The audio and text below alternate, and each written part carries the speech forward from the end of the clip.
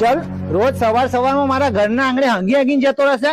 આજે તો તને સરપંચ જોડે જ લઈ જાઉં. આ તો ચલ ને સરપંચ જોડે. હું શું સરપંચ થી બીવું છું? હા એ તો જઈએ એટલે ખબર પડશે. ચલ. આ તો ચાલ.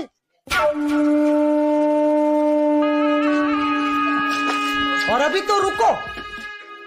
સરપંચ સાહેબ બોલો ભાઈ શું થયું? આને સમજાઈ દેજો. આજે રોજ સવાર સવારમાં મારા ઘરના આંગણે હંગી હંગીને જતો રહેશે. કેમ લે રણિયા, આના ઘરના આંગણે તું કેમ રોજ સવારે હંગી હંગીને જતો રહેશે?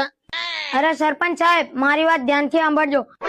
હું પેલા આની દુકાનમાં નોકરી કરતો હતો અને મારી એક નાની ભૂલના કારણે આને મને નોકરીથી કાઢી મૂક્યો. અચ્છા, એટલે તું એનો બદલો લેવા માટે રોજ સવારે એના ઘરના આંગણે હંગીને જતો રહેશે એમ ને?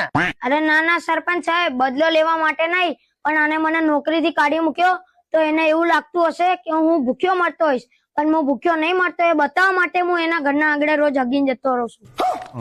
मतलब वो अलग ही लेवल का बंदा था.